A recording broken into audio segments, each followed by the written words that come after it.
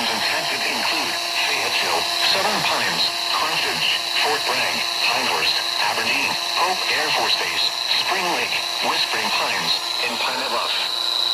Straight line winds can blow down trees, power lines, and damage mobile homes and other buildings.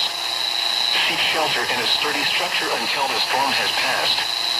Stay away from windows as flying debris generated by damaging winds can be deadly. Large hail, damaging wind, and continuous cloud-to-ground lightning are occurring with this storm. Move indoors immediately.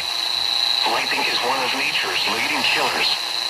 Remember, if you can hear thunder, you are close enough to be struck by lightning.